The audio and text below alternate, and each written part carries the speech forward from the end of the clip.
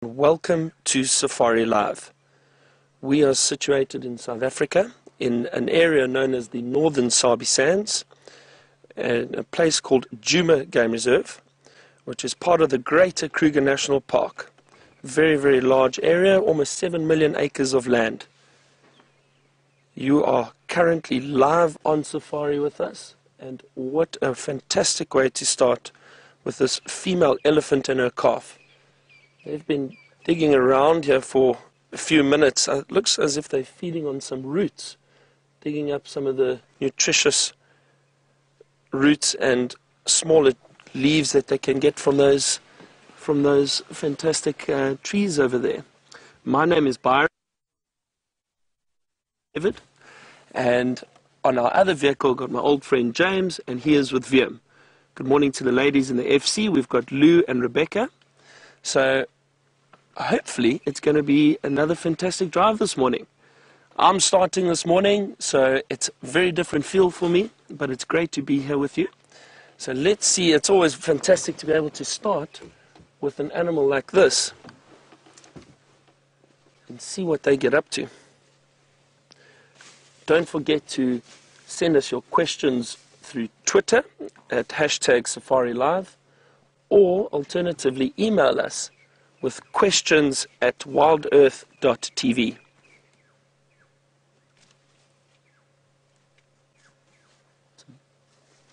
Quite a nice morning this morning. The temperature is about 14 degrees Celsius, which is about 57 degrees Fahrenheit.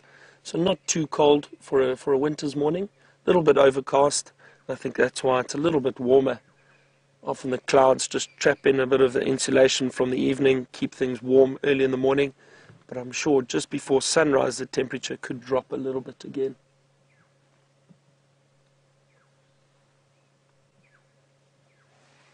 This female and her calf, very relaxed. They've been standing here for about 10 minutes now, feeding.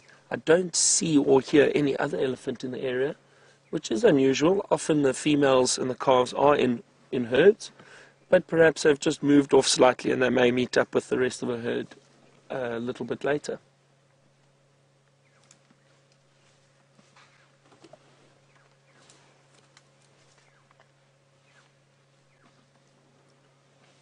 Quite a few birds calling in the distance already, starting their morning calls. We had some francolins very early this morning. And then the ground hornbills, which I understand you heard yesterday morning too, seem to be calling again. Quite far, I'm not too sure you would be able to pick it up. You can just hear the low booming sound of the southern ground hornbill.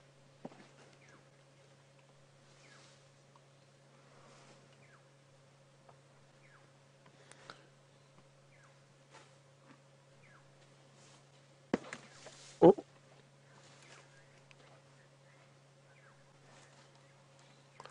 Did you see how that elephant used her foot to break the roots? They're very, very skilled feeders. They're able to kick and loosen roots with their feet. The little calf got a bit of a fright there from the female. As I mentioned, it's quite interesting to see this female and her calf alone like this. I'm not too sure exactly why that is. You know, occasionally elephant drop back out of a herd, maybe just don't catch up as quickly. Again, I don't know if there's a specific reason, but I'm sure the rest of the herd or another herd is not too far in the area, and I'm sure they will meet up with them at some point again. Looks like that calf is suckling a little bit there. Just trying to see, it looks like it, yep. And that's quite an old calf. Probably about 4 or 5 years old.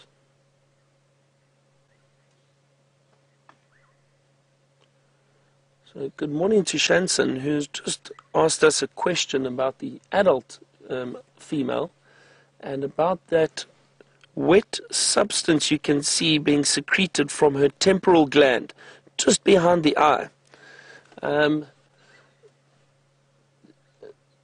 The question was whether or not that liquid is stress related. So it's a good question. Often you will see that very prominently in large dominant males, and that is often a sign that they are in must.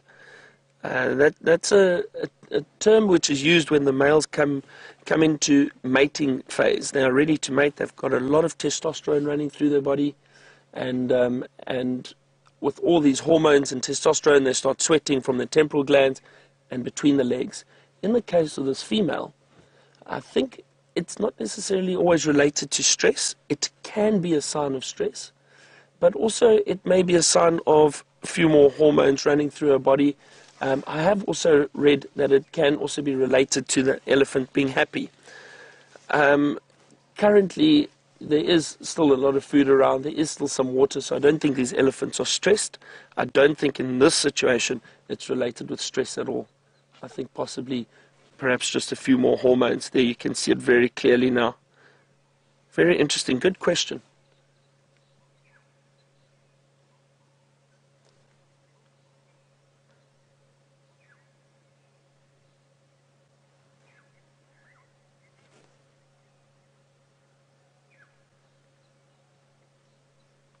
Good morning to Betty Sleep. She is asking us about the hair on the tail of the elephant. Betty has asked, have they always had that hair, or is it in fact hair? Yes, it is. It is hair. There's quite a thick tuft of hair at the base of their tail. And Betty has asked if perhaps at some point the elephants had hair all over their body. It's a good question.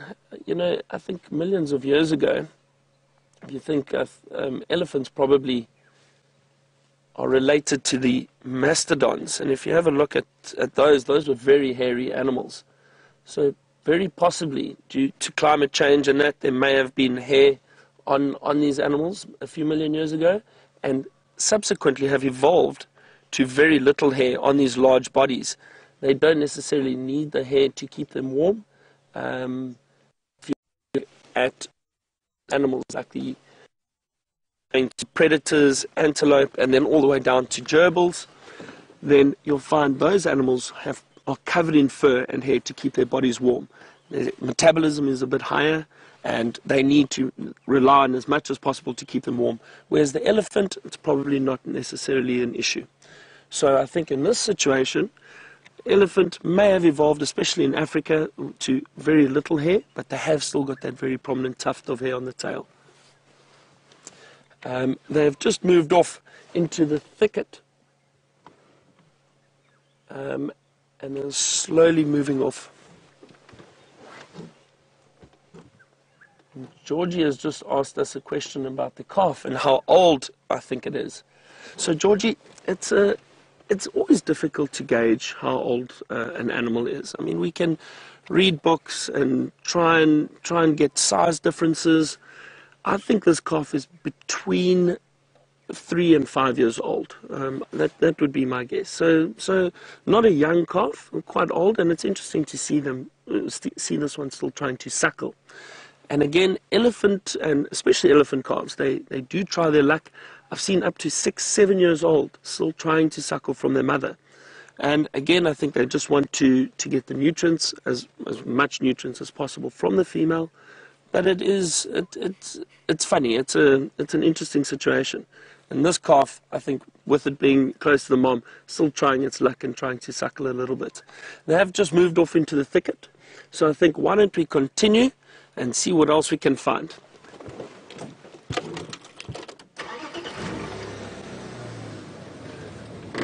As I mentioned, it's been a great morning, been hearing some birds and that. It's always nice to stop in a situation like this where you can listen out for any alarm calls or potential predators calling very early in the morning. Why don't you cross over to James, let him say good morning to you, and see if he has got any update for you.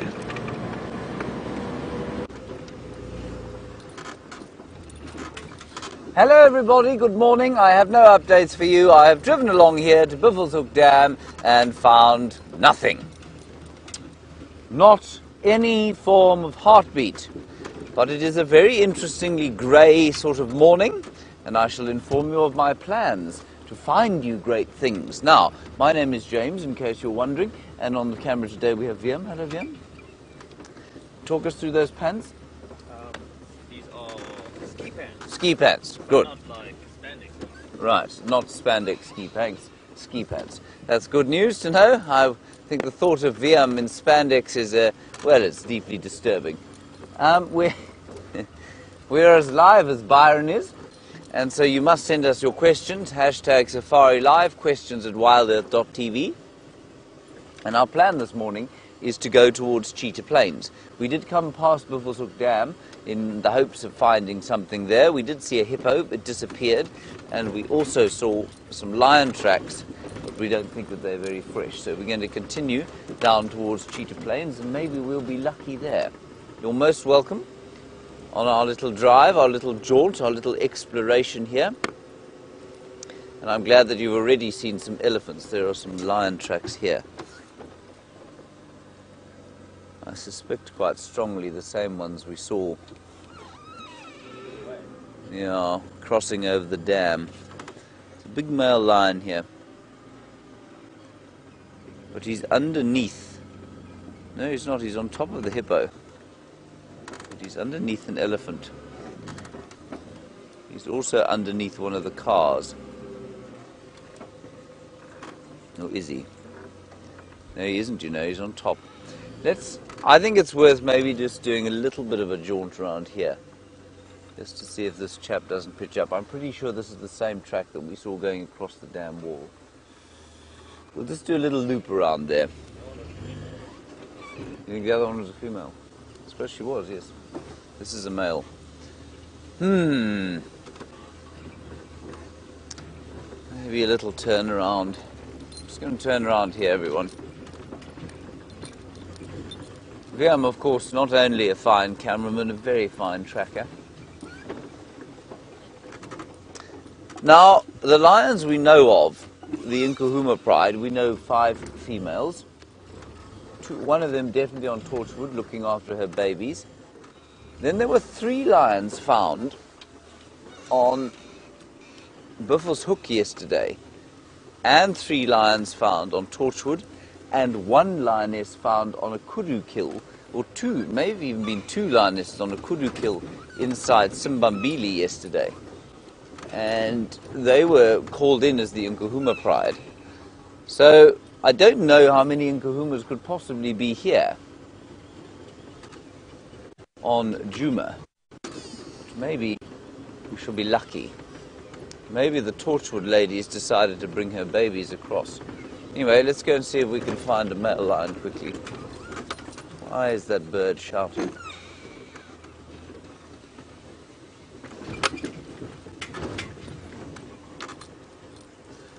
Ah, thank you, Anna-Marie. I couldn't agree with you more. You say I really deserve a good cat sighting this morning. I agree completely. Thank you. Hopefully that will happen. The male lion track's definitely going down this way. Drove straight over the top of them. Probably dipped down through here towards the edge of the dam.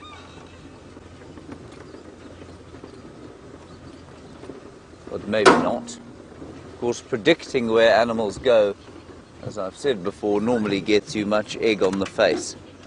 You know, he's not here anymore. I don't see his tracks. Do you, Wiem? No. And lots of buffalo tracks around here. Not particularly new ones. But when animals go down to the dam, they often take a little game path and they wander down here to the edge. I mean, sometimes the lions like to lie the other side.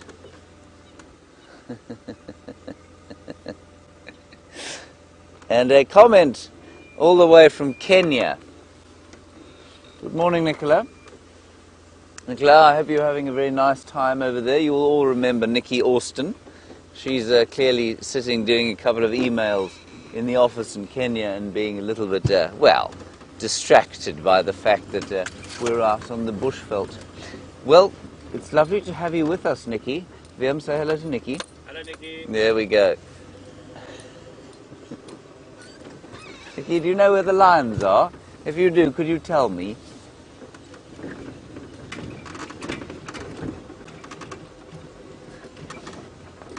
Nicky, of course, a remarkable naturalist from the final control. She used to spot things from there that we didn't. Let's just stick our heads through here. Keep an eye out for the tracks. Here's the male lion track. It comes straight out over here. If I find a decent one, I will show it to you, everyone. But he's popped out right there. So he's not down at the dam.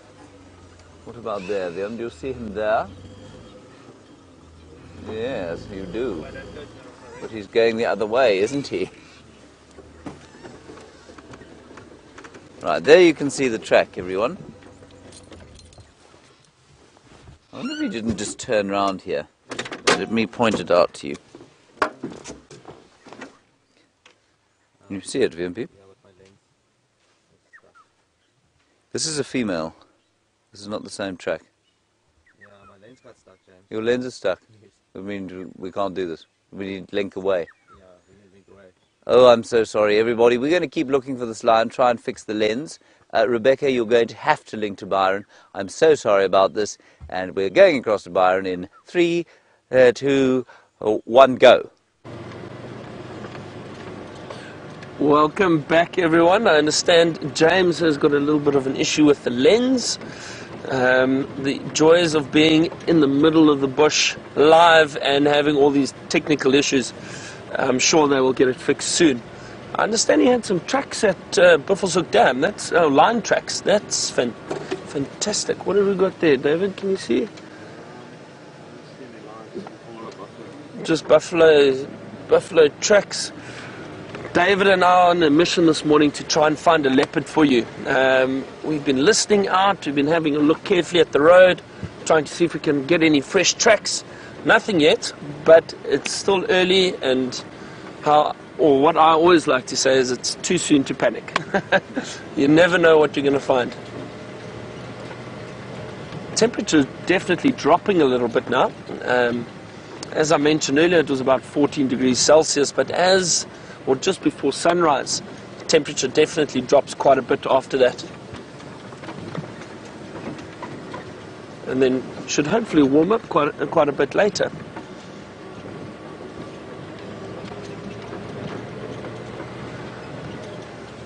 Don't forget to send us your questions, please. Hashtag Safari Live if you're on Twitter, and email us questions@WildEarth.tv. Myself and James will hopefully get through all your questions this morning.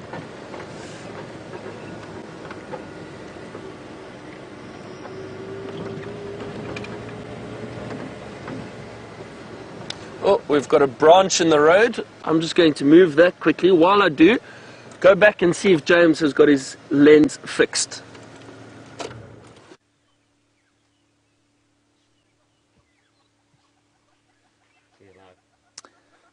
Hello, everybody.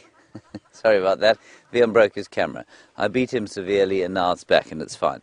Here are some tracks, but these are not as fresh as the male tracks that we saw. And the reason I know they're female tracks, the reason I know that they're not fresh is that they've got little spits of rain on them. And if you follow them a little bit further along here to over here, which I'm not sure you'll be able to see. Can you see here? There are a whole lot of bird tracks on top of them as well. And so they're definitely not that fresh. It only rained. I suppose it may have spat a little bit in the night, but I don't think it did. I actually think it spat only yesterday afternoon. So I don't think the female is fresh. I can't see where the male's gone. Looks like he wandered around there somewhere. What we're going to do is just head down the road there. We did come up that way. If he's gone that way, he's almost certainly crossed onto Buffelshoek. So let's just head down here and see if we can't find a few more of the male tracks. The male track is about the same size as my hand. My hand is not very big, given that I'm not very big, but it's bigger than your dog's sort of paw, if you like. Female just slightly smaller than that. Right, on we go. I've plugged in. But I would rather not spend too much time here if these things are not smoking fresh, simply because we want to go to Cheetah Plains and explore the great clearings there and see what's going on. Nice soft sand here from all the earthworks that have been going on restoring the dam. And that means that we should be able to follow them when they're around here. I'm just not convinced of how fresh they all are. Let's follow down this way.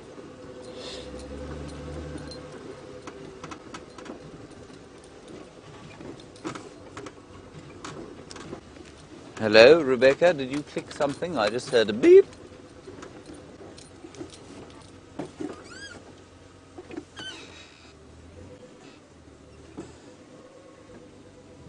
Hello, Karen in Tanzania.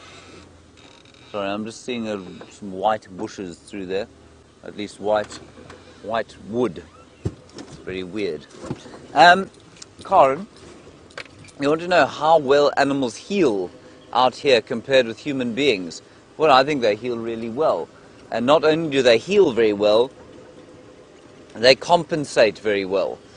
So they compensate for their injuries extremely well. You'll find animals with all bits and pieces of themselves missing. Somehow they manage to get by. My favorite example, which I've given before, of a two-limbed monkey that was surviving. So it lost one of its feet and one of its hands, surviving absolutely fine. We were asked the other day about an elephant, whether there'd ever been a three-legged elephant. And I said, no, I didn't think that was possible, because I didn't think an elephant, because it cannot jump, would be able to walk on three legs. And as is the case so often, as soon as you make a definitive statement like that, one of the viewers sent through a picture of a three-legged elephant living in the wild in the Aberdares National Park in Kenya. Maybe Nicola Austin can go and visit that three-legged elephant. So even an elephant can do it. We've seen three-legged hyenas. And so I think also what you find is, with regards to parasites and diseases, we have, as human beings, have cultivated diseases that affect us in our cities. Unwittingly, of course, but animals don't have that problem. Byron has found some living fossils. Let's go and have a look at them.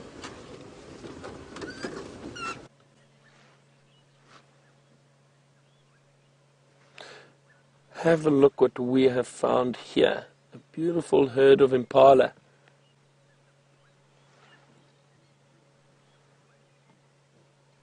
Still out in the open. Which is very interesting, and the reason behind that often is a lot of these antelope species like to come out into the open clearings in the evening, and the main reason is for safety. It's because it is so open, it's easier for them to glance around and keep an eye out for any potential predators that might be in the area. There was something else I noticed which I'd like to show you. Just trying to see if I can see it on one or two of those impala now. If you have a look at that one that is standing facing the right, and the one that has just walked behind him, or yeah, exactly, those two just over there. Have a look at, it's quite interesting. Often the impala generally have this beautiful sheen to their coat. These two impala look as if they have been brushed the wrong way. Can you see that? That is a very interesting adaptation that these impala have. What they do is they have tiny muscles in their skin, and they contract these muscles and cause the hair on their back to stand up. What this does is it then traps air, warm air, underneath those hairs, those hair follicles, and that acts as an insulation to keep the impala warm. As the day starts warming up, they will relax those muscles, and the hair then falls down again, and they have that beautiful, smooth, sleek sheen, which you are used to seeing on impala. So especially in the mornings, cold mornings like this, you'll often see this impala with this ruffled look, or this hair that is standing up, and it looks like they've been brushed the wrong way. There you can see it clearly on that one now. Look at that. See how much darker it is on the back. It's grooming itself. This looks like a young bachelor herd. There were one or two adult males. but the entire herd consists of males, and these younger males, you can see those horns aren't quite fully developed yet. And it's not unusual to find bachelor herds of impala. Males generally do stick together, and the females with all the younger impala stay together, often with maybe 1 or 2 dominant males until the rutting season, where they then compete for dominance over the females.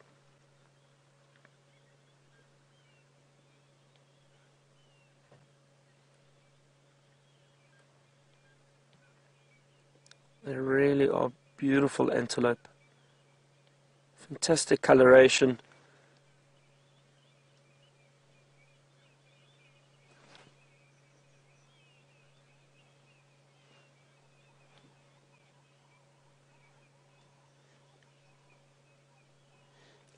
It's quite interesting.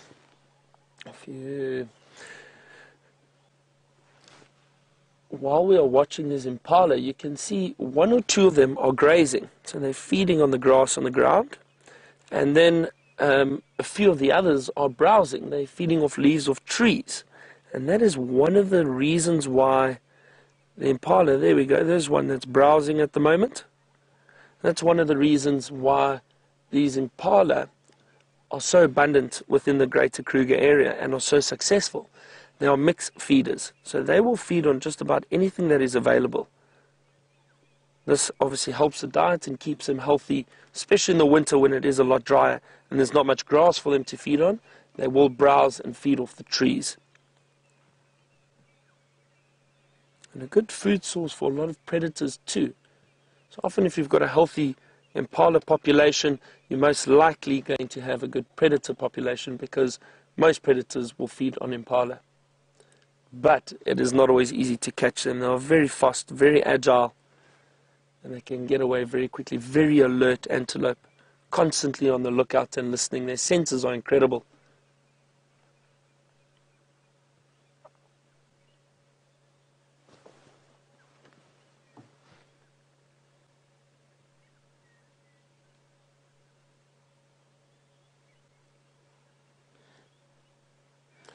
Have a look at how that tail every so often flicks backwards and forwards. Maybe just chasing a few little flies that are around the rump, and then they tuck the tail back in underneath.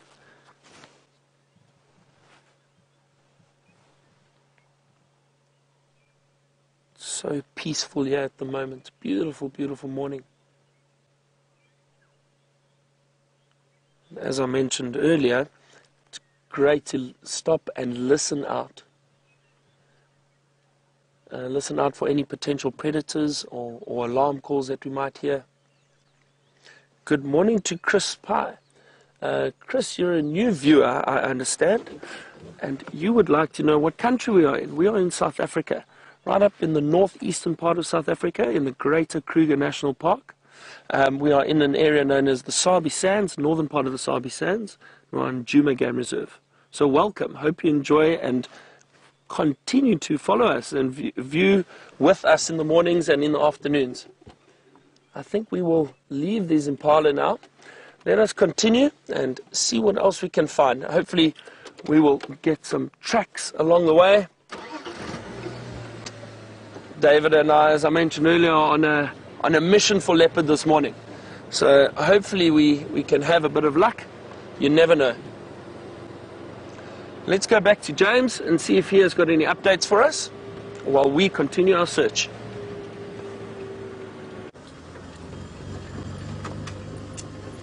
See, the tracks of these lions, everyone, are now heading straight down this road, and at the top of the apex of this road, of course, is Torchwood, into which we may not go. But the lions, of course, are able to go there at will, and so they do. Don't know where that male went. This is the female, and I'm sure it's the female who's got her little cubbies at Torchwood there, or on the rocks there. She'll make little forays in here every so often, maybe to have a hunt, maybe to have a drink, although there's water in Torchwood, so I'm not sure why she'd do that. Anyway, we'll turn south now down the Cheetah cut line. I see Byron has started where he left off last night. i.e. embarrassing me by finding things while I drive around, making the place look entirely uninhabited. Do you think that's beginner's luck, VM, or do you think it's just because I'm incompetent? Careful how you answer. Yeah, I don't care as long as you see cheetahs. Okay, you just want to see cheetahs on cheetah plains. Right, so be it. So we're now on the eastern boundary. To the left, Torchwood. To the right, Djuma.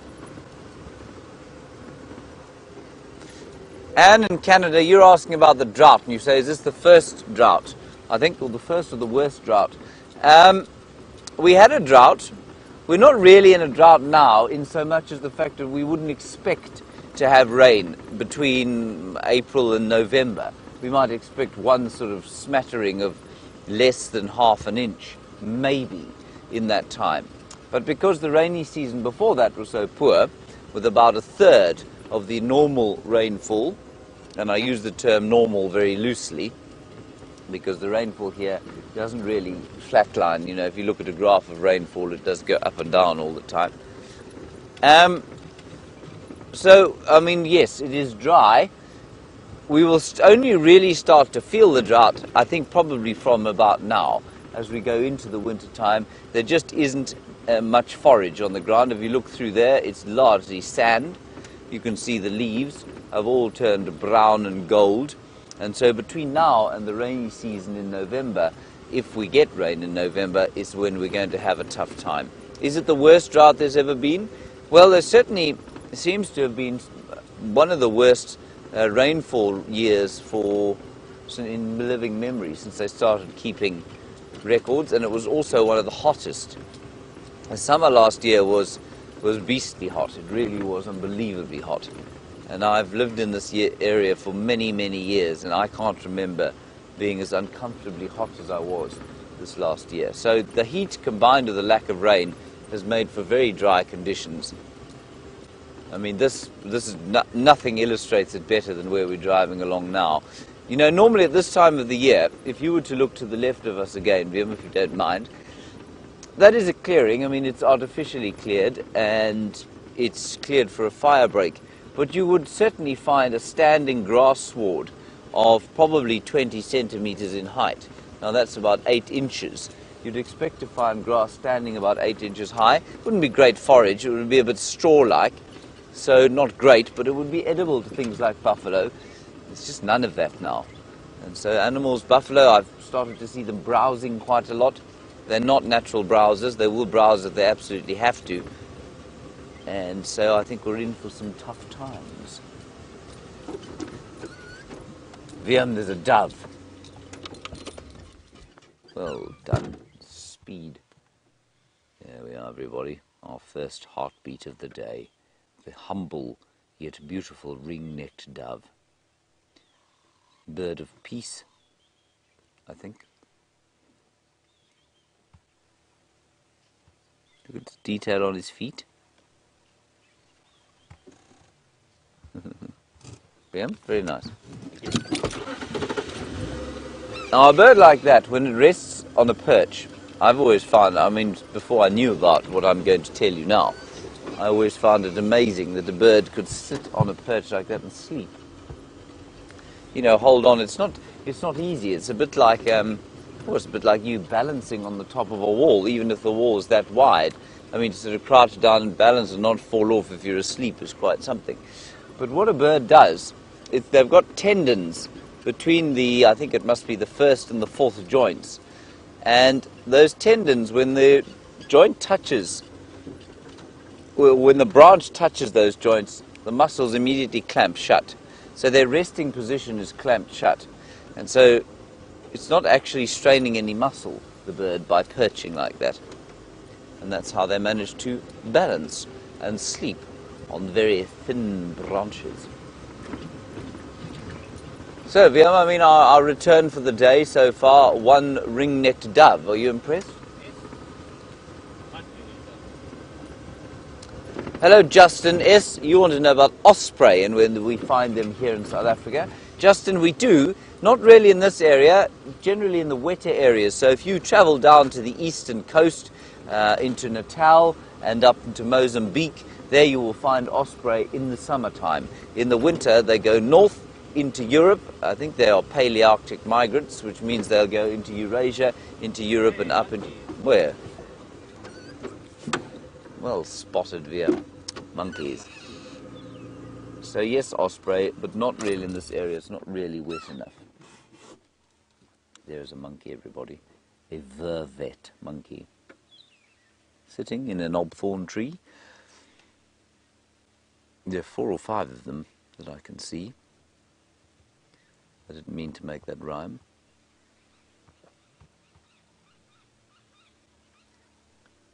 Oh, a little baby one. Just go back a little touch.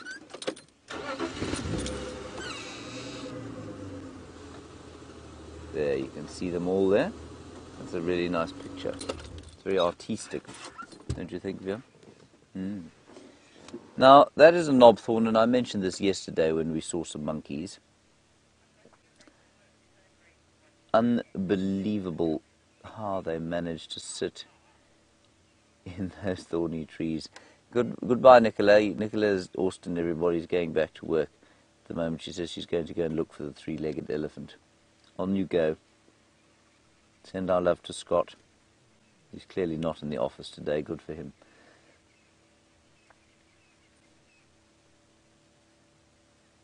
And in case you're wondering who we're talking to, everybody, they are ex-presenters and directors here who are now working up in Kenya. Now just look at the thorns in that tree and how the monkeys have somehow conspired to be able to sleep in a tree that you and I would not break a branch off with our bare hands. Yet there the soft bits of that monkey's rear end are very delicately placed upon the thorny branches of the knobthorn tree, and I don't really understand how it's possible. He looks a little uncomfortable, don't you think, Jim? It's cold. He looks cold. You don't think it's because he's got thorns in his hands? They're not doing much, these monkeys. Normally they are knocking about the place. I think Viam's right. I think they're just a bit chilly. Waking up slowly. Thinking of where on earth they're going to find breakfast. There we go. We have movement. Now watch it climb down through these unbelievably thorny branches. There's no ways it's not touching the thorns. Somehow it just manages to cope with them. And they'll go foraging now. They'll head out for breakfast. They'll try and find themselves anything, basically. They're completely omnivorous. This time of the year they really will eat anything. They'll eat fresh leaves, sort of fresh leaf shoots if they can find them. Insects absolutely will stand no chance if a monkey comes across them. Eggs they'd love to eat. They'll eat small lizards if they can find them. So they'll forage a little bit like mongoose underneath rocks and underneath bits of dead bark. And fruit, of course, if they can find it, but this time of the year, no fruit. A little baby there. Very sweet. They're very sweet at a distance, monkeys, in close proximity. Not so much. They can be very deeply terrifying, and as I've said before, you know, all over the camps that there are around the Sabi Sand, monkeys are a tremendous problem, and it's mainly because people are a tremendous problem. And I remember where I used to work just down the road, we'd say to people, there are going to be monkeys around, please don't feed them, please don't feed the monkeys, because if you feed them, they're going to lose their fear of human beings, and then there's going to be trouble. This lion is now moving down the road here. Not very fresh though, I'm afraid. And there we go, just exactly what Maria's saying here. Saying that in the US, and if you go to a national park, people will tell you that you can't leave food out for the animals, that you must, you know, that if animals get hold of the food, it's a really bad thing. And that's exactly what happens here with the monkeys. If they get hold of the food, they lose their natural fear of human beings, and then they can be utterly terrifying. You don't want an angry monkey anywhere near you, although they look small and cute. They have got vicious little teeth, and they are massively strong. The lion's still there, Wimpy? Right, let's go a little bit quicker. There is a lion track walking down the left-hand side of the road. Looks like a female. She's still there. This would be very nice if there was a lion on the end of it. Well, there is a lion on the end of it. It's just where it ends that's the problem. There she is. She had a bit of a lie down there. Why wouldn't she? These look pretty fresh. Might be lucky. We're getting quite close to our southern boundary now, though. She's carried on down here.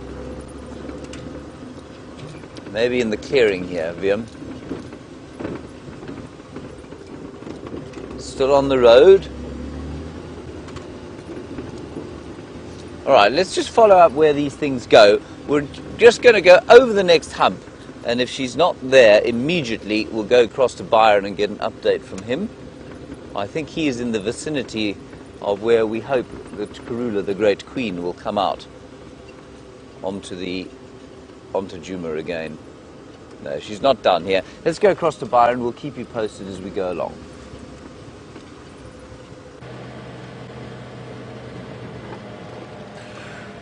So, James, we are actually in the area where Karula was last seen, but no sign of any leopard tracks yet. Thankfully, James has got some lion tracks. Hopefully he gets lucky this morning, finding lions, that is. and I know he has gone on to Cheetah Plains, so maybe they have a little bit of luck with some lions. We've had a lot of lion tracks. Yesterday I had lion tracks around Buffelshoek Dam. I know James had some tracks there this morning. But it sounds like those tracks that he's got now are a little bit fresher. So maybe we have a little bit of luck this morning. When it is cooler like this, the predators tend to move around for a lot longer in the morning. They do often will walk up to around 9, 10 o'clock in the mornings at times, which is unusual for animals like lions, and that especially in the heat of summer. Generally, they tend to settle down quite quickly as soon as the temperature starts increasing and it gets warmer. I've been searching around little drainage lines, taking odd little roads, because leopards are fringe hunters. They like to move through thickets in areas where they've got good thicket to hide and stalk. They are ambush predators. So they often move in and out of drainage lines looking for animals like impala or small antelope like duiker or steenbok. So it could be interesting to see if we have any luck and if my theory is correct.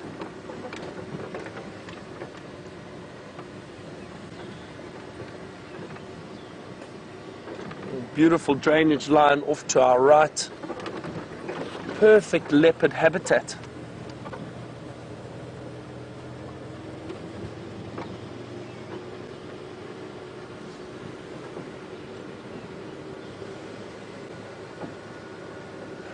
For those of you who weren't with us yesterday, we had a very fortunate afternoon. We had some elephant and we found a beautiful owl, which is not always seen on a drive. So it's nice to find these little things. Or this was actually a giant eagle owl, so a big bird, which you don't often see, and especially during the day.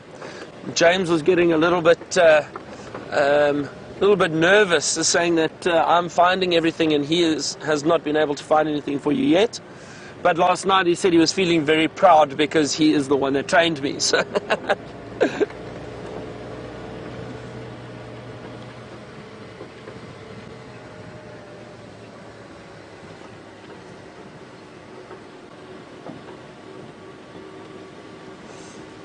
So, good morning, Melissa, all the way from Canada. So Melissa has asked how long it has taken me to track or learn to track animals, and also decipher whether it's male or female tracks.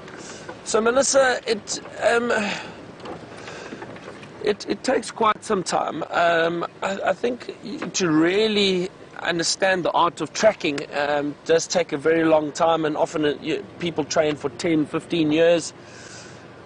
If you are in the bush constantly and you are fortunate enough to experience it on a daily basis, it becomes a little bit easier. I would, I've been going to the bush from a very, very young age, so slowly but surely built up my interest, and I'd say after about 2 years or so doing it on a regular basis, I found that it became easier to identify tracks, not just the big cats, which after a while, after 6 months, you can pretty much, or even less than that, you can identify the difference between those very easily. But some of these smaller antelope or larger antelope, those become a bit more difficult because they do all look very similar. So it's give and take. I suppose some people might learn a lot quicker than others, but I'd say to become comfortable with identifying tracks, maybe 6 months to a year, and then it all depends where you go from there and how much time you do spend in the bush following animals. I was very fortunate. I worked with a gentleman by the name of Judas, who still is a tracker at Londolozi, where I started my guiding, and Judas and I became very, very close friends. And I learned so much from him. His experience. He's been in this industry, or in this bush tracking industry for 30 years and more. So from a very young age, Judas learned to track, and his knowledge and experience is really fantastic, and I learned so much from him.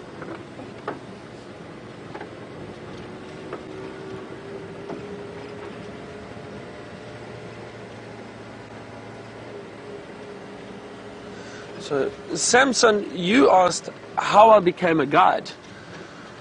Well, Samson, it took me some time, and one of the reasons I wasn't really sure what I wanted to do after I finished school. But having gone to the bush and to Kruger National Park and to Botswana from a very young age, I built up this passion and love for being outdoors and viewing wildlife. And I then did a qualification, a guiding qualification, which took me about a year to complete. You go through a lot of the basics, but quite a bit of in-depth information about everything in nature, from the grass and the trees to stars, and obviously everything in between. And that just sparked the interest and the passion even more. And so since then, I did that in 2004. And have been guiding permanently for almost 8 years now, so it's a long time, but that's kind of how I got into it and got started.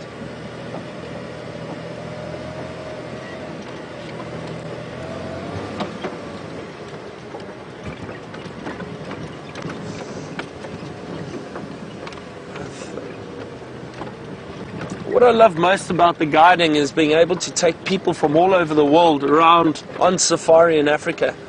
And look what I found. I found a gems. Yeah, good. Now listen to me very carefully. Hello everybody.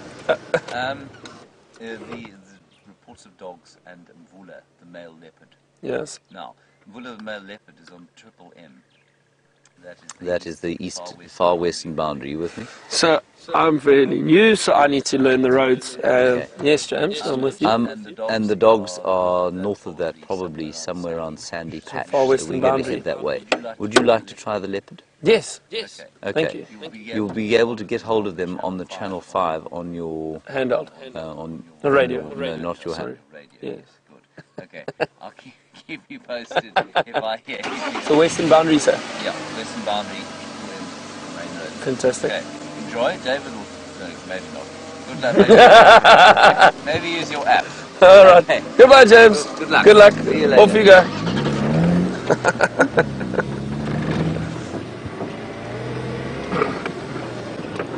Well, that's exciting news. So, reports of a leopard. Let's head into that area and see if we have any luck. Well, James heads over to an area where there are reports of wild dog. So exciting morning, things are starting to happen.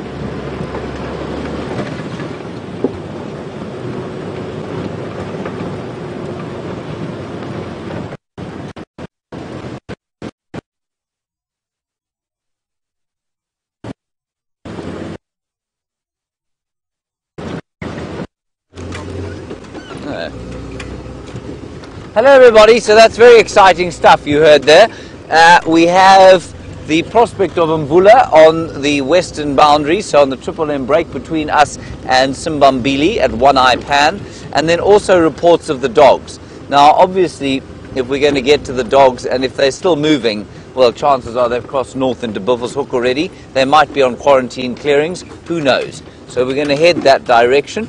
And one or other of us hopefully will get to the leopard, and perhaps we'll be very lucky and have the dogs as well. In the interim, since I last saw you, we turned round on our way to Cheetah Plains on reports of these animals.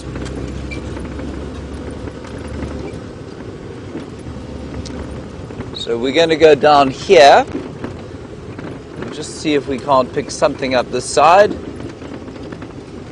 And I'm just going to ask Rebecca to tell Byron that the sighting is being run on Channel 5. So that's the sighting of Mvula, Bex. If you won't just tell Byron, it's on Channel 5.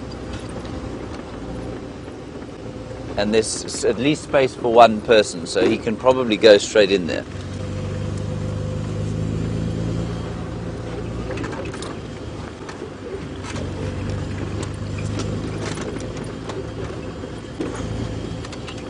I'm just listening to the radio quickly, finding out what Lex is doing.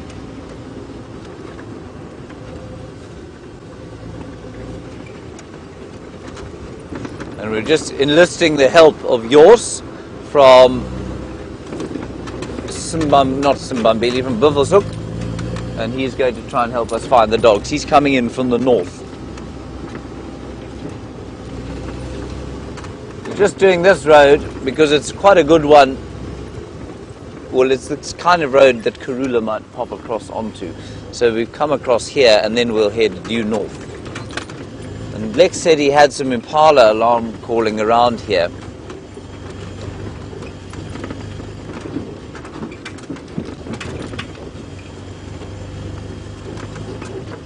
Hello Shelley, a nice question from you. You say, in what year did we here in the Sabi Sands start naming the leopards? I don't know when Karula was named. I imagine probably not too long after her birth. But basically, with the advent of tourism, leopards here started to be named because they started to be recognized. Now, leopard viewing in this area was pioneered by Mala Mala and by Londolozi. And Londolozi's leopards were made famous by John Varty, one of the owners.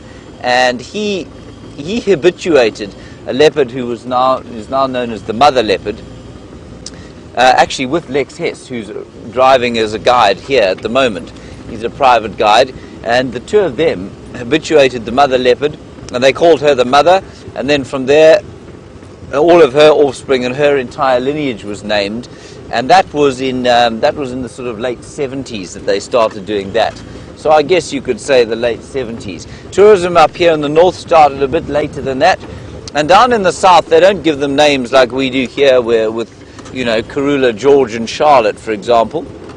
There they normally name them either after a piece of territory in which they live or after their spot patterns. So it'll be the 3-4 female or the 3-3 female or the Mshaben female, and they always kind of put the sex at the end of it so that to sort of depersonalize it, if you like, so to de-anthropomorphize it. I don't think it makes any difference to the leopard whether it's called the 3-4 female or Charlotte, but that's basically the story of the naming. And I think certainly with the advent of media in these areas, so social media now, we know that instead of 1 or 2 documentary watchers or just a couple hundred documentary watchers, there are now thousands of people watching the fates of the animals of the Sabi Sand. They've all got Facebook pages, and there's a whole community of people around the world who've never been here and hopefully who will come here one day, following and enjoying and reveling in the lives of these wonderful animals. And so the naming becomes all the more important and people become all the more invested in it. And I would caution you from becoming too invested in the naming process, because, of course, well, that just doesn't make much difference to the animals what they call, does it?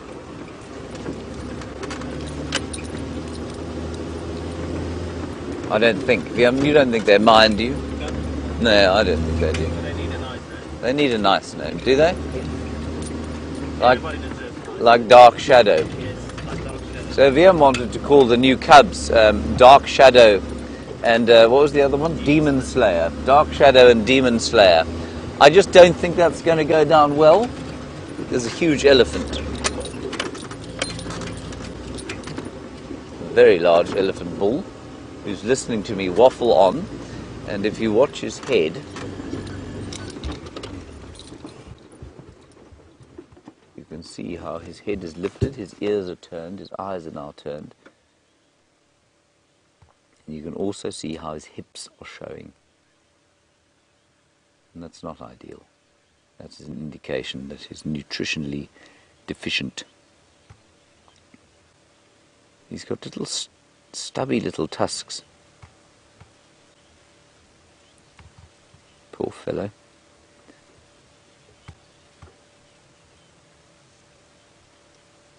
I think size does matter to a certain extent when it comes to tusks.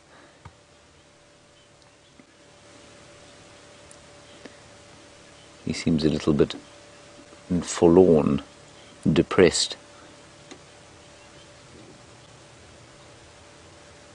I suppose if I had the prospect of 3 months of trying to get 300 or 660 pounds of food a day out of this landscape, I'd also be looking a little bit forlorn and depressed.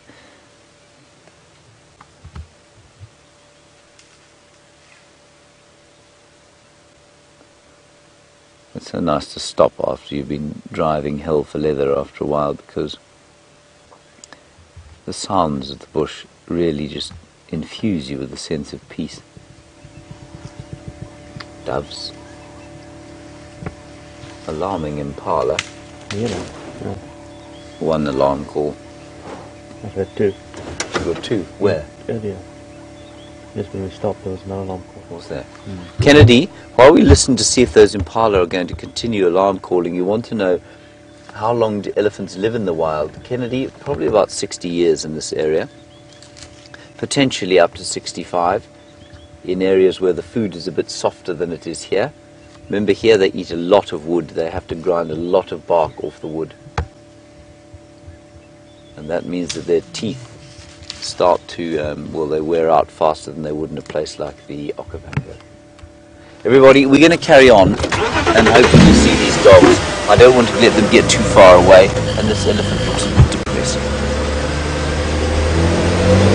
So they crossed onto Uyatela, which is Djuma, or the farm that Djuma is on, about, well, now it's 15 minutes ago. Now we know how fast wild dogs are, we know the kind of ground they can cover, and in 15 minutes they can go a very long way, unless they kill something, in which case they'll feed, play around, and then go to sleep. So with any luck, they're about to do that here on quarantine clearings as we emerge.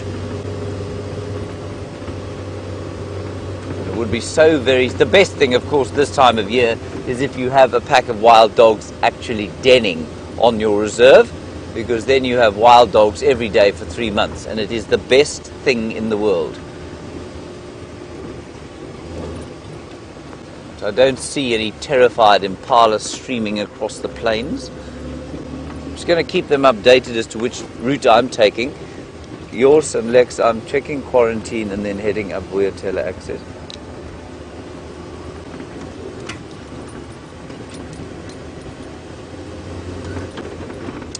So this area called quarantine clearing, so named because animals were quarantined here before their introduction some many years ago.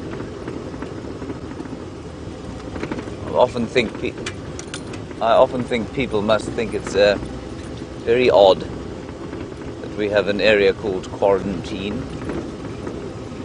It's not the most romantic name, you know. Not like Little Serengeti or something like that. Sorry, I have to stop here, VMP. These starlings are too precious. They were too precious. There were 6 of them until VM jumped in his seat. 6 6 beautiful Cape glossy starlings.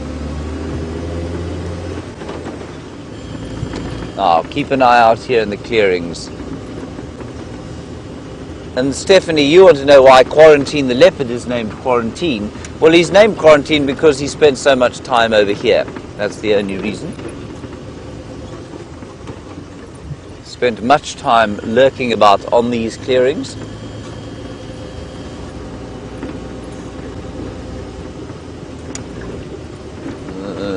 Okay, no impala here, which is quite interesting. On a day like this, I wouldn't be surprised to find some impala lurking about while it's a bit blustery, cold. Maybe we'll find them trotting down the road here.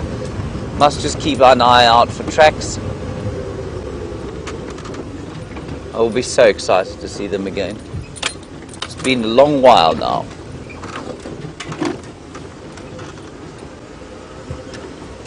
Shamsan, very nice question. Why don't the cheetah get named? Same reason that the wild dogs don't get named individually. It's because we just don't spend as much time around them. I suspect if we did, we would certainly name them. And yeah, it's only because we don't spend, their sightings of them are so irregular. They are so There's a female leopard. A female leopard going up the road here. That's worth just keeping an eye on, everyone. So Shamsan, while we know where the leopards live, we know what the extent of their territories are small enough for them to be contained by 1 or 2 properties. And she's still going up the road here. So that's why and how we can name them. But the cheetah, you know, those 2 male cheetah that we see, I suppose we could give them a name. But they're just not often around. Go ahead, Lex.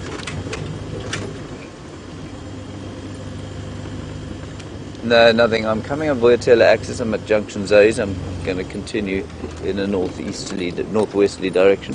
So tracks of a female leopard in this area.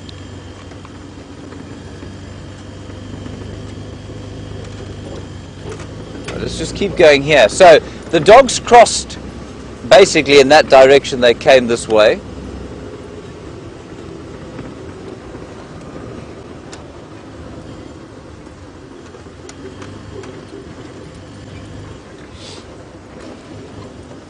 Just keep an eye out for the tracks. The leopard is still on this road.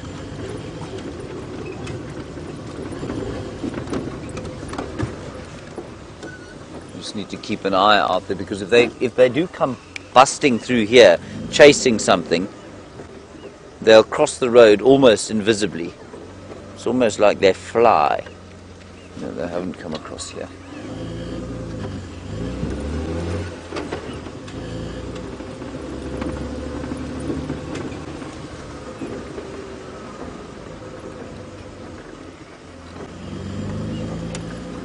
There's no sign behind us. Leopard is still on the road. These are very fresh leopard tracks, everyone. Could be Karula doing another territorial patrol. It's not impossible that it's Shadow who's wandered through here. Let's just keep an eye out for both.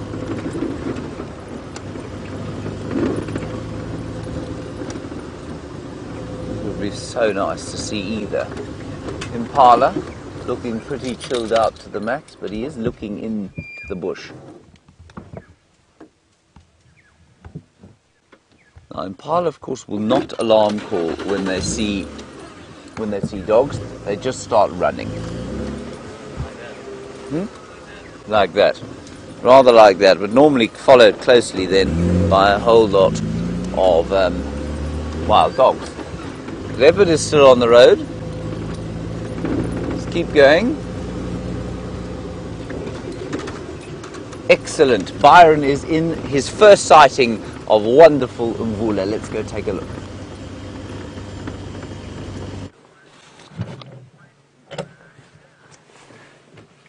Guess what, everyone? We have found Mvula. Beautiful male leopard. Have a look. Quite close to us, just off to the right.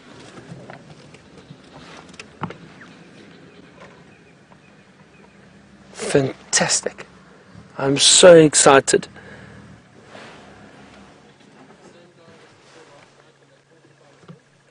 Oh, it is incredible. He is a beautiful specimen. Looks like he's got quite a full belly. One of the other reasons why I'm so excited is I've been very fortunate in my guiding career to follow and track and find many different leopard in the Sabi Sands area. So I generally know leopard behavior quite well, and quite a lot about leopard that I have seen and witnessed that you don't often read about in books. So it's always fantastic to find something, especially like a leopard, that you do know quite a lot about. But again, there's never ever a guarantee. This male looks like he has been lying around in some elephant dung. Do you have a look at that? Very interesting. One of the reasons why leopards like to do that, and I've seen them roll around in elephant dung and buffalo dung. And I think often what they do is they try and mask their scent a little bit. So they roll around in this dung, masks their scent, and they're able to move around through the bush fairly undetected. He's most likely been moving around quite a bit during the evening and has just decided to lie down and rest for a while. Often predators will do that. But as I mentioned earlier, when it's cool weather like this, they will go off and move around for a lot longer periods in the morning and during the afternoons, and not rest in the heat of the day like they do in summer.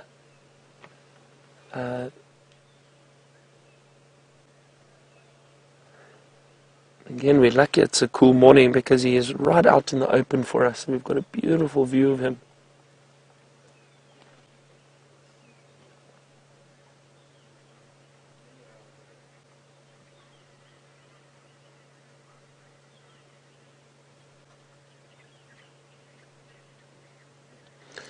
Good morning, James Richard. James Richard has asked a question about leopard and my various leopard stories and sightings. So last year, as James Richard has mentioned, I was photobombed by a leopard while on Safari Live. We were at a hyena den and a leopard popped up in the background, which was very exciting. James Richard, I've got many different stories about leopard. As I said, I've worked in the Sabi Sands area for about 5 years, and the leopard viewing in this area is fantastic. So stories from tracking leopards where they literally jump out of a bush 5 meters from me, where we just haven't seen them. They're very elusive cats. To seeing leopards make kills, and mating leopards with cubs. I've been very fortunate to see a lot of leopard activity.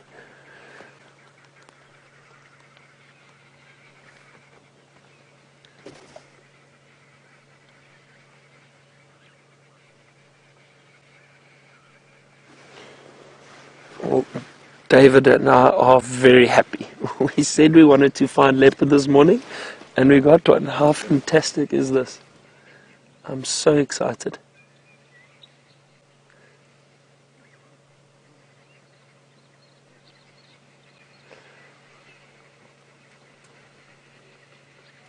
Look at that, every now and then just lifting his head, looking around. They are very alert animals, and even though it looks like he's resting or sleeping, he's still completely aware of what is going on around him. Magnificent animal.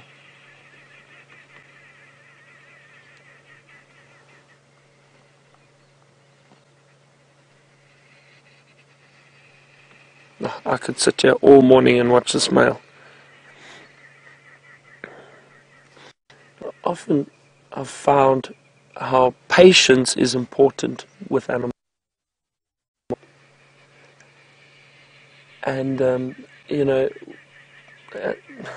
with waiting and sitting and being patient, you often get to see animals doing stuff that you wouldn't normally see, because people might say, oh, this leopard's sleeping, let's move on and see what else we can find. But sitting around viewing animals for long periods of time, you get to see amazing behavior. Samson has asked about this leopard and him looking like he is quite full, and if he has a kill perhaps in the area, and if we can smell anything. I cannot smell anything, and I don't see any remains of a kill in this area right now. So he may have had a kill yesterday afternoon or last night that he finished up somewhere, something small or a steenbok, and I think he has moved away from wherever the carcass is, because there's no sign of anything in this area.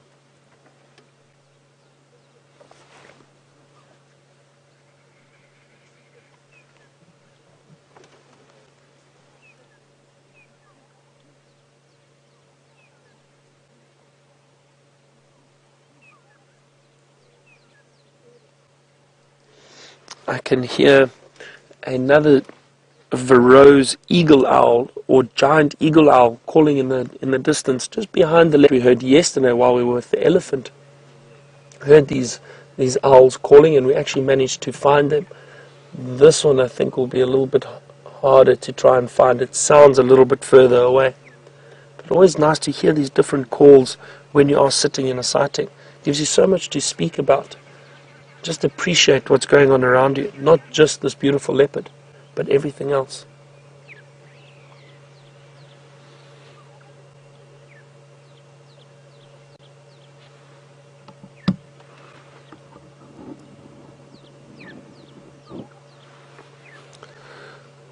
So, I'm not too sure, I don't know too much about this male leopard. I'm not sure if any of our viewers can perhaps give me a bit more information about him. Is he the territorial male of this area? He looks like it from his size, so I would guess. But if anyone has more information for me, that would be greatly appreciated.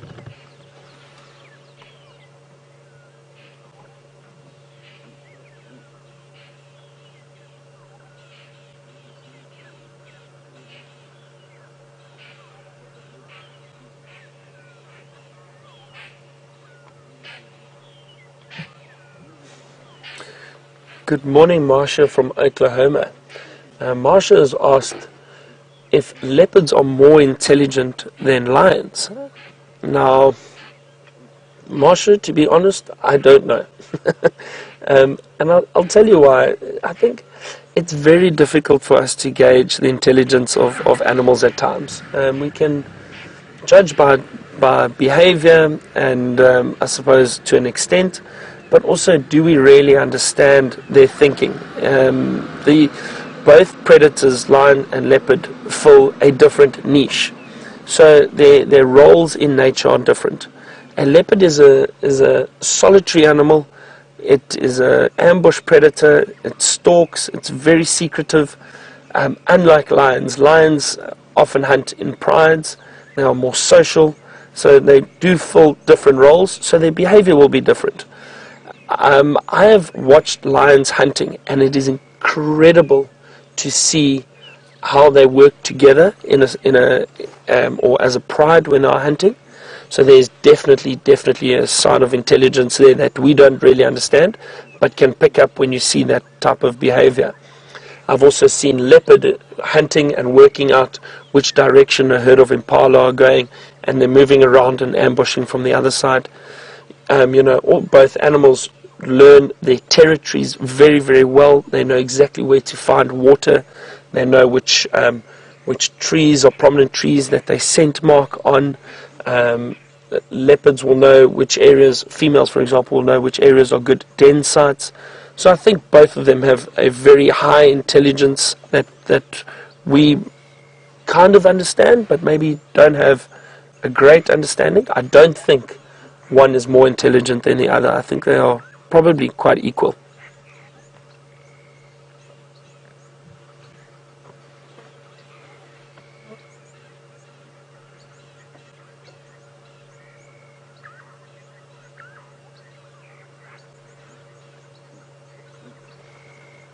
So Sandy has asked about those beautiful spots or rosettes on the leopard, and those very prominent dark spots or rosettes on the belly. If you have a look, those are quite large. And if all leopard have got those, yes they do. All leopard have got this type of coloration or spot markings. Everyone is unique though, so they are all different, just like our fingerprints are different. The spot patterns and the rosettes on leopard are completely different and unique, but very, very beautiful.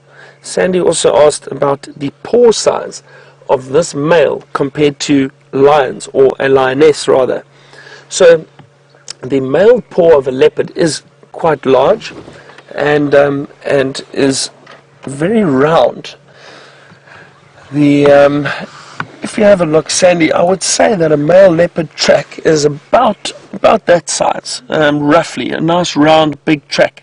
A lioness track will be slightly larger than that though. I mean, a lion is much, much bigger. This male leopard could possibly weigh between 70 to 80 kilograms. That's for a very large leopard, which is, what's it, about 170, 180 pounds, I think. Whereas a lioness is probably closer to 140 to 160 kilograms. So twice the size of this male leopard. So their tracks, I would say, are roughly around that size. So slightly bigger, but are definitely much larger and a little bit more elongated. The leopard has a beautiful, nice, round track. And then male tracks or lion male tracks are much larger, maybe around that size. I've seen some really, really big male lion tracks. Hope that answers your question, Sandy, but yeah, definitely this male leopard track will be slightly smaller than a lioness, than a full-grown lioness.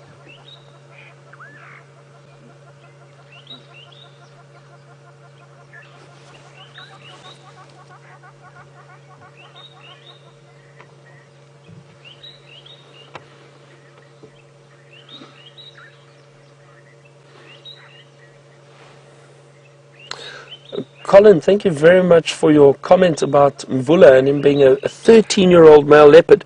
So generally male leopards are in their prime from about 7 to 12 years. Males can live up to about 15 years, but they'd be in their prime around between 7 and 12.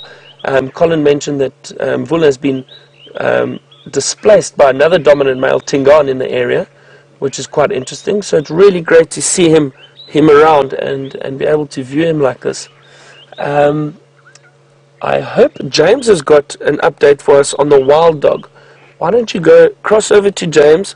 We will sit with Mvula for a while and see if you have any luck with wild dog.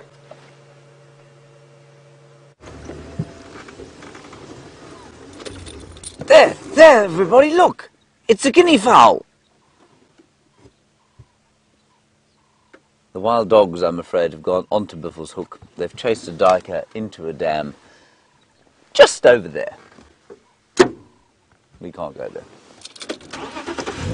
Sorry about that, but we have the guinea fowl. Let us be very grateful for the guinea fowl, which are very impressive birds.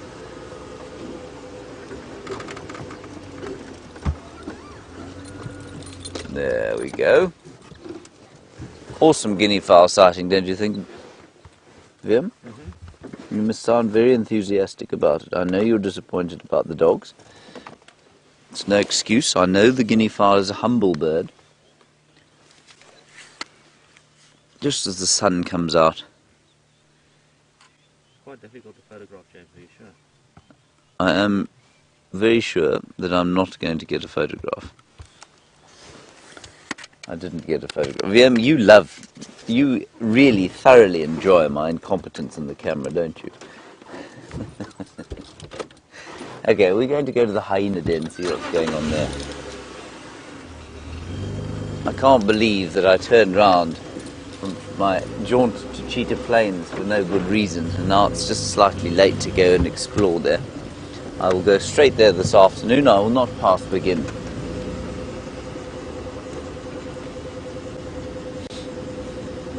Anyway, we're on the Biffleshoek cut line here. In other words, the boundary between our two reserves. The sun has come out, it is shining upon my face, which is very nice indeed. Are you feeling that, Vim? Are you feeling the joy of the sun on your face?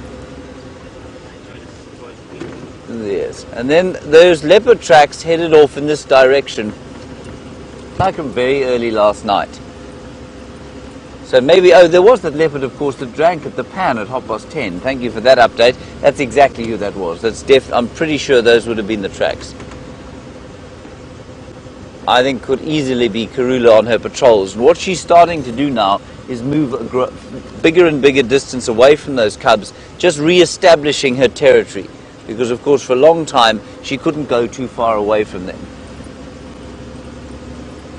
They're almost 5 months old now.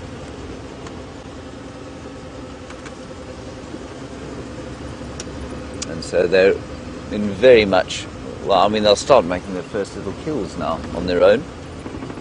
Little birds, lizards, termites. I don't suppose a termite counts as a kill, but to the humble termite it does. Not so. If you're the termite, it counts as a kill. The world can be a very cruel place.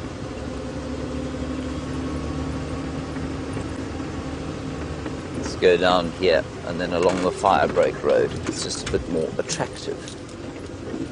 Might be a bit more lying down on it.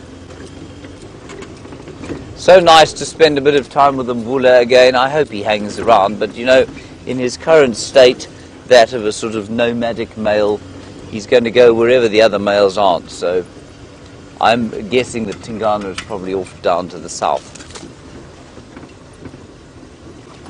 I don't know where Sandila is. We haven't had a ping from his collar for the last little while. Brent had tracks of a male going north into Buffelshoek yesterday, most likely him.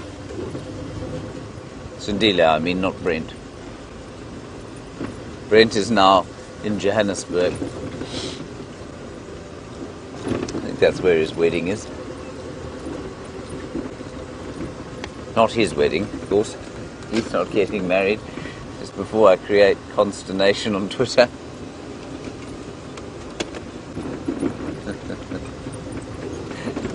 That would be very funny. I think I'm going to start a rumour.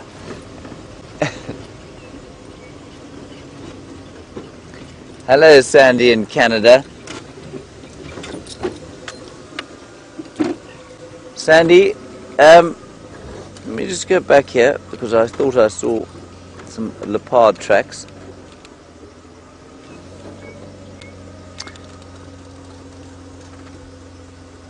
Sorry, I'm just listening to Byron on the radio. Sandy, oh, the hyena tracks. We've been doing this for 9 years. This is the 9th, well, we're into our 10th year, apparently March, I think it was March the 21st or something, was the 9th anniversary, which I think is quite astounding. It's only really now starting to get real traction though, and it's because the technology has got to the state where you can now watch it in HD. You've got sufficient streaming and sufficient bandwidth to be able to watch it unlimited, which makes it a lot easier.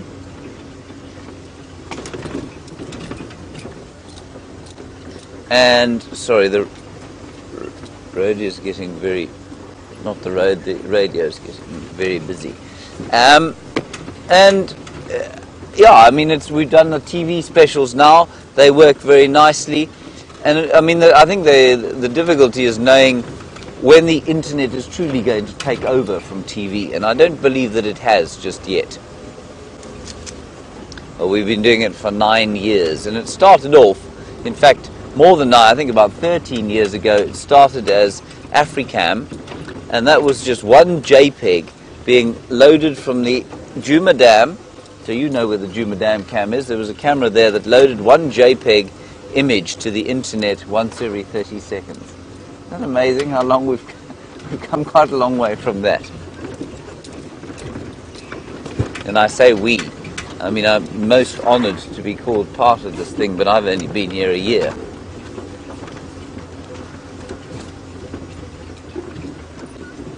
Right, let's see what else we can see down here now. If we look over here on this tree, we haven't done the tree today, Vian. I know they're your favourite. Look at the termites that have been eating there on the tree. And all over the reserve, these silver cluster leaf trees seem to be being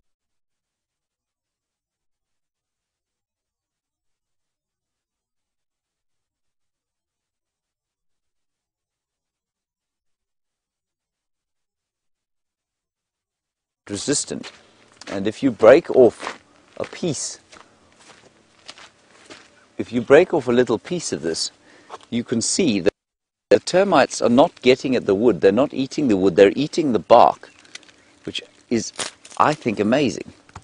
So if you can see in my hand, Vim, if I break that away, you can see the tunnels. There you can see a little piece of tunnel, and basically the tunnel forms, if you like, that. Forms on top of the bark like that. You can see there. Yeah? Does that work for you, Vim? Mm-hmm. I've now crushed the tunnel, of course. And the termites are eating the bark. And termites eat dry wood. They eat dry grass. But if you look around us, not much dry grass left. And I think it's only because of the drought that the termites have started to eat the bark off these trees. And this one has been now denuded of the outer bark. The wood has been left untouched, and the termites have now left this tree alone, but for this piece here. They've taken off a huge amount of the bark all over the top of the tree, and I suspect very strongly that they live in this mound off to the left-hand side of us there, over here.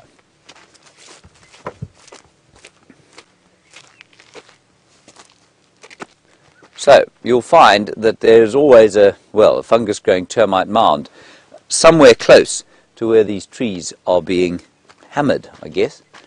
I've never seen it before. I think it's really amazing.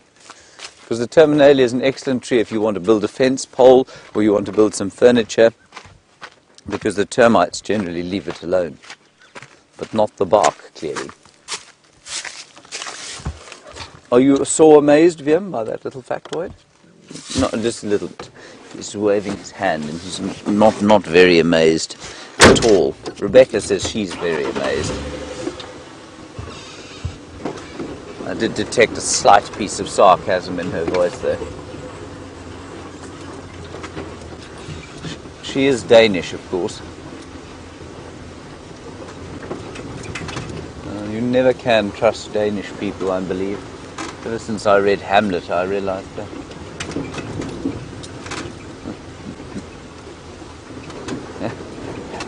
That touched a nerve. Okay, there is a zebra. You see the zebra there? Let me go closer to it and then we can look at it properly. Byron is still with the leopard, everyone. He's just repositioning the vehicle so he can get a better view. And then you'll go back and have a look at the magnificent Mvula, he of the rain.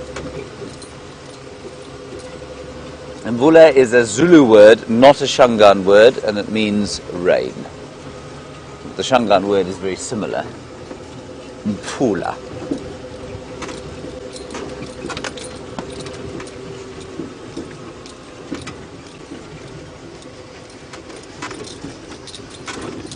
Zebras look very happy to see you, Liam. I must confess, much happier than you look to see them. Hello, Betty. Steve, you say you'd really love to see baby warthogs today. When is their breeding season? Well, not now, Betty. Normally in the wet season. But, there we go. Very nice zebra. But, Betty, oh, sorry. You can still see warthog babies, and there were, I saw some yesterday, actually. Oh. Byron has found his second giant eagle owl since he's been here, while he's at the leopard sighting. Let's go across to him.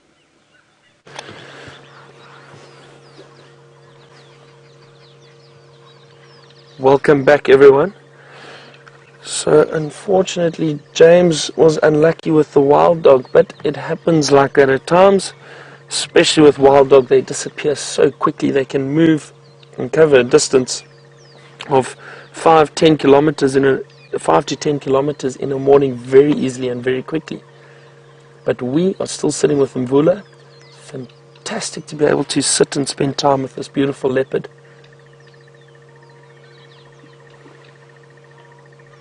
David and I have been smiling from ear to ear for the past half an hour because we managed to find him and are able to sit and view him like this.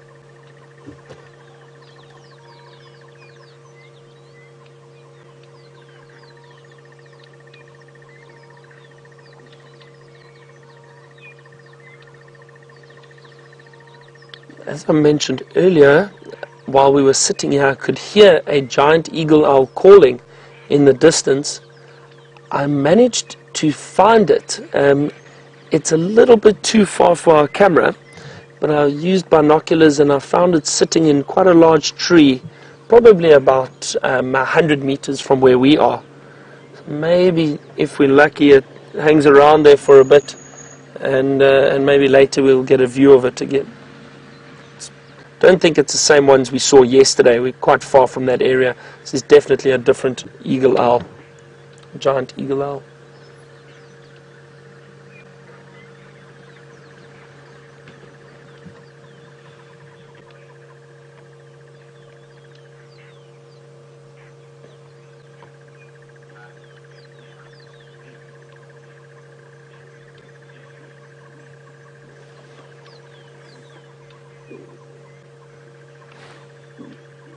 So great to be able to sit peacefully and just watch this leopard, and you can see he's completely relaxed with us around, not too fazed by the vehicle at all. Again, we do try to be sensitive. We don't want to get too close. We don't want to disturb any animals, but where we are now, we have not disturbed him. He hasn't even moved, so completely comfortable and happy.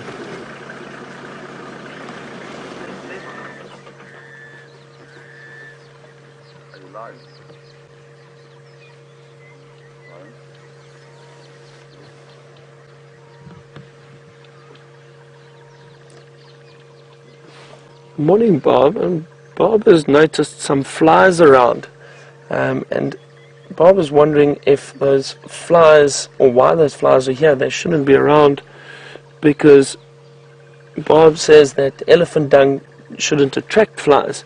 Elephant dung does actually attract flies, and little flies. Just remember, Bob, you get many different species of insects and many different species of flies. You do get, especially fresh dung, you'll get a lot of midges or little flies and insects buzzing around, because some of them do feed on that broken down plant material, or what they try and do is they get the moisture from the dung. In this situation, I think it's a bit of both.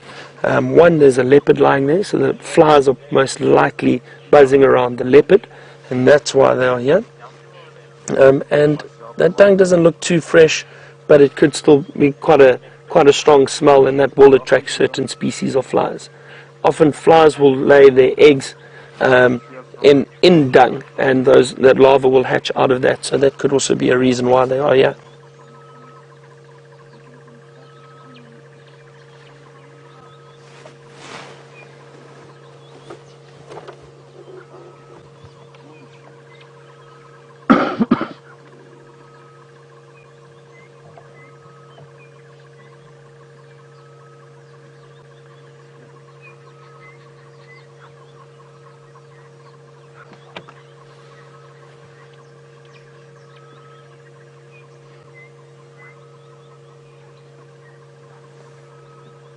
So Roy has asked about the age of the big cats, and if you are able to see grey hair on some of the big cats, so they're not quite like James, who I'm sure every now and then you get a glimpse of his grey hair at the moment.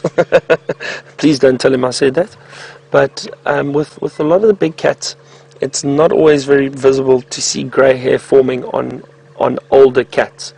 One of the ways you can tell with cheetah, leopard or lion, if they are much older, you can occasionally see conditioning that is slightly lost. The older they get, it becomes a bit harder for them to hunt successfully and feed, so you might see a slight condition change. The other thing is mainly around the face. The nose of these big cats becomes a little bit darker, a little bit worn. Right on the front of the nose, the younger cats tend to have a slightly, especially in leopard, they tend to have a slightly pinkish coloration, and the older they get, the darker that gets. But then the other clear sign of animals being older is their ears. So with a lot of the cheetah and leopard and lions, from all the flies that bother them over the years, and chew and bite on the ears, you do get the ears becoming a little frayed and bare. The tops or the tips of the ears become very bare and open because the hair has been eaten off by flies and insects. So that is often a good sign. You see, have a look at the ears, and you can then have a rough estimate at if it's an older leopard or a younger leopard or older cheetah or lion. You do see that very clearly. Thank you for that, Roy.